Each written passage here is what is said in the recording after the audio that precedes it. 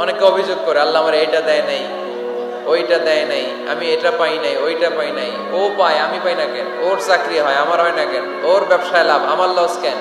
ওর বউ সুন্দরী, আমারটা কালা কেন? আছে না নাই? না, অভিযোগ করবেন না। আপনি যে অবস্থানে থেকে অখুশি, আপনি যেই অবস্থানে থেকে আল্লাহর কাছে অভিযোগ করতেছেন, আপনার এই অবস্থানে আসার জন্য অনেকে আল্লাহর কাছে দোয়া করতেছে, ঠিক কিনা? কিন্তু আপনি এই অবস্থানে খুশি না। অনেকে এই অবস্থানে আসতে চায়, তাদের স্বপ্ন যে তারা একদিন আপনার স্থানে আসবে, কিন্তু আপনি আপনার জায়গায় থেকে খুশি না।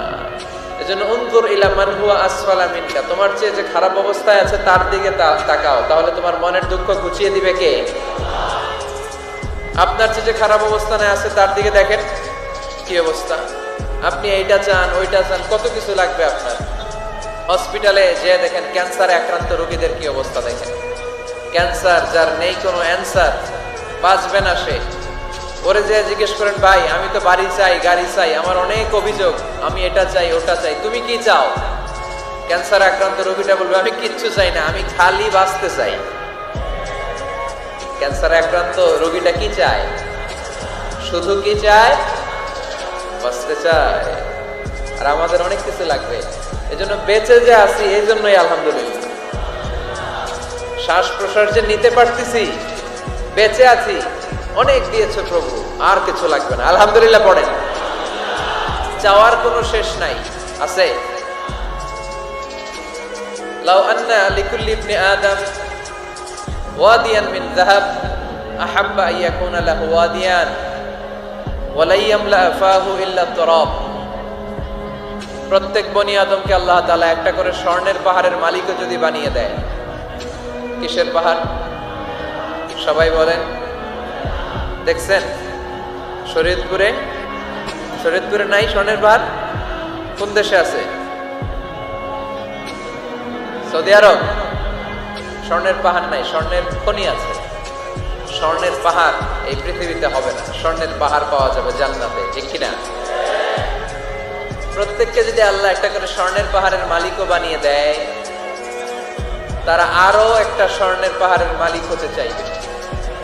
আচ্ছা বুঝে শুনে উত্তর দেন তো, আল্লাহ যদি আমাকে একটা স্বর্ণের পাহাড়ের মালিক বানিয়ে দেয়, আমার 14 পুরুষ এই পাহাড়, স্বর্ণের পাহাড় কেটে কেটে ভেঙে ভেঙে বিক্রি করে খেয়েও এই পাহাড়ের অর্ধেকও কি শেষ করতে পারবো?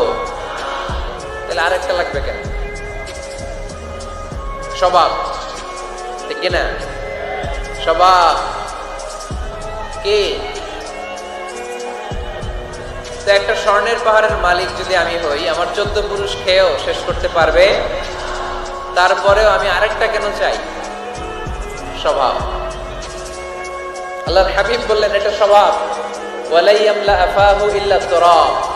কবরের মাটি ছাড়া কোনো কিছুই তার এই জিহ্বাটারে থামাতে পারবে। যার আছে যত বেশি, তার আরো চাই তত বেশি।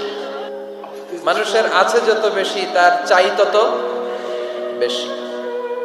শেখ সাদি রাহিমাহুল্লাহ, ইরানের বিখ্যাত কবি, বালাগাল উলা বিকামালিহি কাশাফাত দুজা বিজামালিহি, এই কবিতা লিখে বিখ্যাত হয়েছিলেন। তো ওনার একটা সময় আর্থিক দৈন্যতা যাচ্ছিল, টাকা পয়সা ছিল না, ফলে পায়ে দেওয়ার মতো জুতা ছিল না। কি ছিল না? জুতা ছিল না। তো খুব আফসোস করে একদিন মনে মনে আল্লাহরে বলে, আল্লাহ আমি এত বড় কবি, আমার পায়ে দেওয়ার মতো জুতা নাই। আহা, আফসোস করে ঘর থেকে বের হয়েছে। বের হয়ে দেখে এক ভিক্ষুক ভিক্ষা করে, ওই ভিক্ষুকের 2টা পাই নাই। ভিক্ষুকের 2টা, আর কবি সাহেবের কি নাই? জুতা নাই। কবি সাহেব যখন এই দৃশ্য দেখছে, হায় রে, আমার তো পা আছে, এর তো পাই নাই, সেজদায় পড়ে গেল। আর আল্লাহরে বলে, আল্লাহ শুকর, আলহামদুলিল্লাহ, বেশ ভালো আছি, আর কিছু লাগবে না। এজন্য শান্তি হচ্ছে শুকর আলহামদুলিল্লাহর ভিতরে। শান্তি কিসের ভিতরে? শুকর আলহামদুলিল্লাহর ভিতরে। এজন্য আওয়াজ করে পড়েন আলহামদুলিল্লাহ। আপনার চাহিদার কোনোদিন শেষ হবে না। দেখবেন যার পা নাই, সে পা দেখে আফসোস করে, ইস লোকটা হেঁটে যায়, কি সুন্দর যায়, আমি তো হাঁটতে পারি না, যদি হাঁটতে পারতাম, যদি 2টা পা থাকতো। যার পা আছে, সে সাইকেলওয়ালাদেরকে দেখে আফসোস করে, ইস আমার যদি একটা সাইকেল থাকতো তাহলে তার হাঁটা লাগতো না, সাইকেল দিয়ে বাজারে যেতাম। যার সাইকেল আছে সে আবার হুন্ডাওয়ালাদেরকে দেখে আফসোস করে, ইস একটা হুন্ডা যদি থাকতো তাহলে তো ভো ভো করা যাইতো না। হুন্ডাওয়ালার আফসোস আছে প্রাইভেট কারওয়ালাদের দেখে, তারা আফসোস করে ইস আমার যদি একটা কার থাকতো তাহলে তো কার চালাইতে পারতাম। যাদের প্রাইভেট কার এদেরও আফসোস আছে, ইস আমার যদি একটা হেলিকপ্টার যদি থাকতো তাহলে তো উড়াল মারতে পারতাম, ঠিক না? হেলিকপ্টার ওয়ালাদেরও আফসোস আছে, আমার যদি একটা জেট প্লেন থাকতো, jet plane, private jet plane, ও প্রিন্স ওয়ালিদ বিন তালালের মতো 70% মেড অফ গোল্ড, তার একটা জেট প্লেন আছে, এটার 70% স্বর্ণ দিয়ে বানানো। তার মানে চাওয়ার কোনো শেষ আছে নাই। সুখ শান্তি যদি চান অলওয়েজ পড়বেন আলহামদুলিল্লাহ। কি পড়বেন? টাকা যার বেশি টেনশন তার বেশি। সাধারণত টাকা যার বেশি রোগ তার বেশি, টাকা যার বেশি শান্তি তার কম।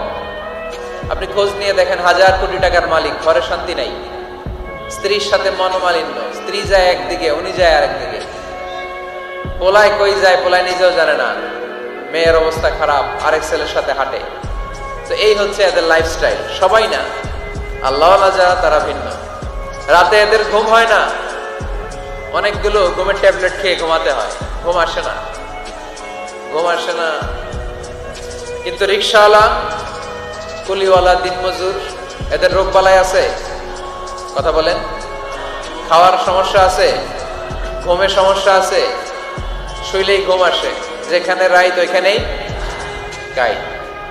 ঘুমাইতে দেরি, নাক ডাকতে দেরি হয় না, ওর নাকের ডাকের আওয়াজে ট্রাকের ইঞ্জিনও ফেল। শান্তির ঘুম। এই জন্য সবসময় শান্তি খুঁজতে হবে। কি খুঁজবো? শান্তি দেওয়ার মালিক কে? আল্লাহ তুমি এই দেশটাকে শান্তিময় করো, শরীয়তপুরটাকে তুমি শান্তিময় করো, আজকের মাহফিলটারে কবুল করো।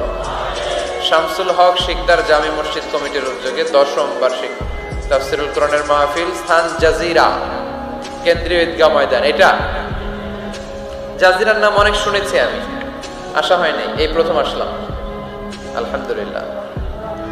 3 দিন ব্যাপী তাফসীরুল কোরআনের প্রোগ্রামের আজ 3য় রজনী। আমার আগে কথা বলেছে মুফতি কাজী মোহাম্মদ ইব্রাহিম, গতকাল কথা বলেছে মাওলানা এম হাসিবুর রহমান, কথা বলেছে মাওলানা আব্দুল খালেক শরীয়তপুরী। যারাই কথা বলেছে কোরআন হাদিসের আলোকে যা বলেছে আমরা যেন আমল করতে পারি, আল্লাহ তৌফিক দান করো। সঙ্গীত পরিবেশনায় ছিল মশিউর রহমান সুর সম্রাট, অ্যাডভোকেট রোকনুজ্জামান ইসলামী সঙ্গীত শিল্পী, star voice champion Imtiaz Ahmed. আজকের প্রোগ্রামের প্রধান অতিথি জননেতা জনাব ইকবাল হোসেন অপু সাহেব, মাননীয় সংসদ সদস্য শরীয়তপুর 1 আসন, আসছেন উনি প্রতিনিধি হিসেবে, চেয়ারম্যান সাহেব যিনি বক্তব্য রাখলেন, সুন্দর বক্তব্য রেখেছেন উনি। বিশেষ অতিথি জননেতা আলহাজ মোবারক আলী শিকদার, চেয়ারম্যান উপজেলা পরিষদ জাজিরা। মাশাআল্লাহ, কত সুন্দর ইসলামের পক্ষে কথা বললো। এরকম চেয়ারম্যান আমরা চাই কি চাই না?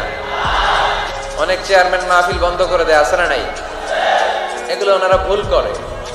ওনাদের উচিত মাহফিলগুলোতে আসা। যেমন আপনাদের চেয়ারম্যান এসেছে, আপনাদের ভালোবাসায় সিক্ত হয়েছে, ঠিক কিনা?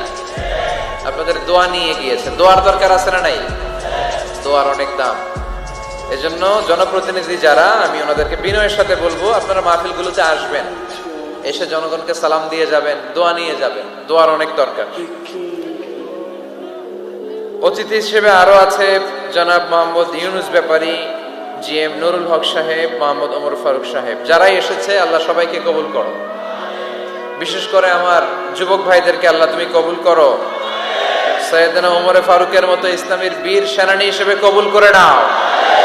পর্দার আড়ালে মা বোনদেরকে আল্লাহ তুমি কবুল করো।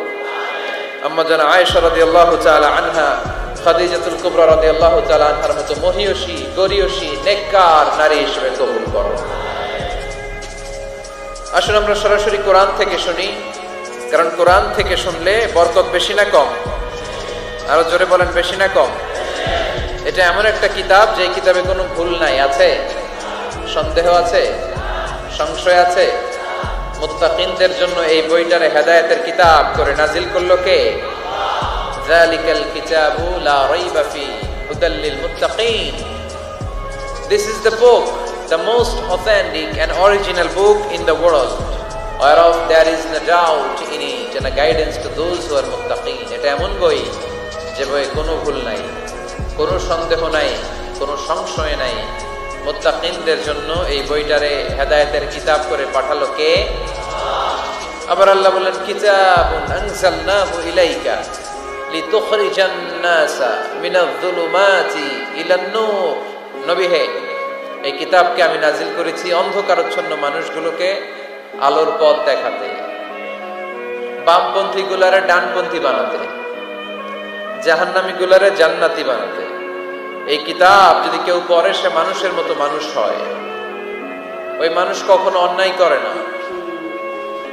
এই কিতাব যে পড়ে এবং মানে, এই কিতাবের শিক্ষাকে যে নিজের মধ্যে ধারণ করে সে কখনো মিথ্যা বলে না, মা বাবার সাথে বেয়াদবি করে না।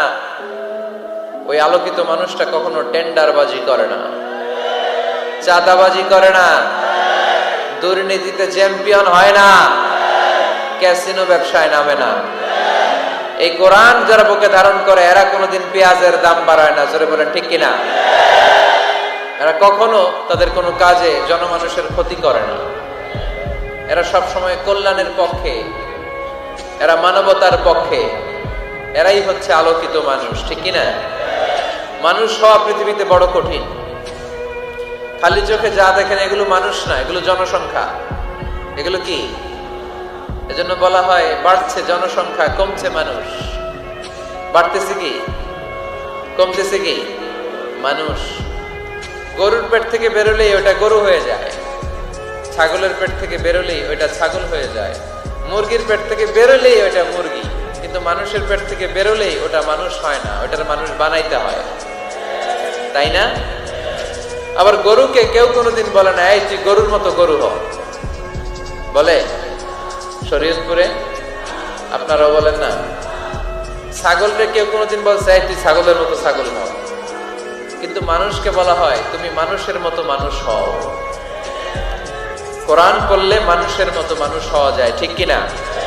এই দুনিয়া এখন তো আর সেই দুনিয়া নাই, মানুষ নামের মানুষ আছে দুনিয়া বোঝাই,